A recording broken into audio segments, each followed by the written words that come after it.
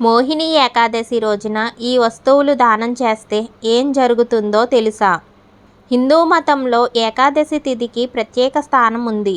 వైశాఖ మాసంలో శుక్లపక్షం 11వ రోజున ఏకాదశి తిథిని మే 19 మోహిని ఏకాదశిగా జరుపుకుంటారు.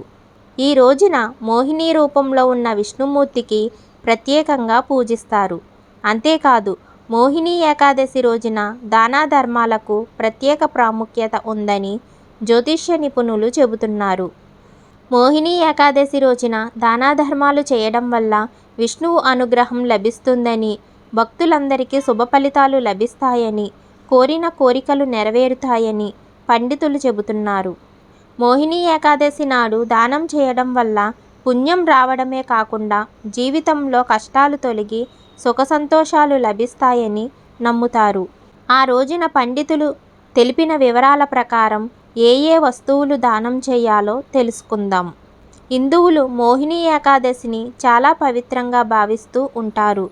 వైశాఖ మాసంలోని శుక్లపక్షంలోని ఏకాదశి తిథి నాడు ఉపవాసం ఆచరిస్తూ ఉంటారు.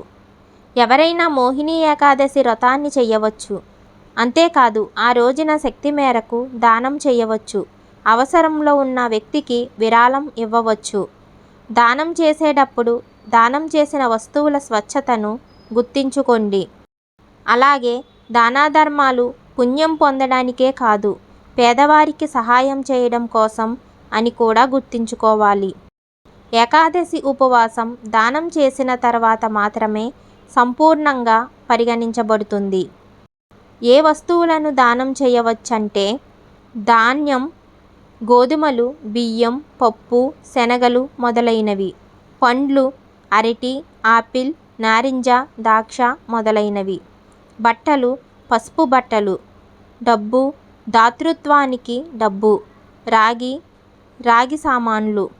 నెయ్యి, స్వచ్ఛమైన నెయ్యి. దుప్పటి, నిరుపేదలకు మందులు. అవసరం ఉన్నవారికి పేదలకు మందులు. ఎలా దానం చేయాలంటే పురాణ శాస్త్రాల ప్రకారం దానం చేసే ముందు స్నానం చేసి శుభ్రమైన బట్టలు ధరించండి. ముందుగా దానం చేసే వస్తువులను విష్ణుమూర్తికి సమర్పించండి. ఆ తర్వాత దానం చేయాలి. అంతేకాదు, మీరు ఇచ్చిన వస్తువులను తీసుకున్న వ్యక్తిని గౌరవించండి. దానం చేసిన తరువాత మనసులో మంచి ఆలోచనలు మాత్రమే చేయండి. మోహిని ఏకాదశి నాడు దానం చేయడం వల్ల పుణ్యం లభిస్తుంది, కోరికలు నెరవేరుతాయి. అంతేకాదు, దానం చేయడం ద్వారా గ్రహాల స్థానాలు మంచిగా ఉంటాయి, సిరి సంపదలను పొందుతారు. హిందూ మతంలో ఏకాదశి తిథి విష్ణువుకు అంకితం చేయబడింది. ఏకాదశి రోజున శ్రీహరికి ప్రత్యేక పూజలు చేస్తారు. వైశాఖ మాసంలోని శుక్లపక్షంలో వచ్చే ఏకాదశిని మోహిని ఏకాదశి అని అంటారు. ఈ రోజుకి విశేష ప్రాముఖ్యత ఉంది. ఈ ఏకాదశి రోజున విష్ణువుతో పాటు మోహిని అవతారాన్ని పూజిస్తారు. పాపాలు పోగొట్టుకుని సుఖ సంతోషాలతో జీవించాలని భక్తులందరూ మోహిని ఏకాదశి వ్రతాన్ని ఆచరిస్తారు. ఈ రోజున ఉపవాసం, పూజలు చేయడం ద్వారా భక్తులు సుఖ సంతోషాలను పొందుతారు. Please like and subscribe.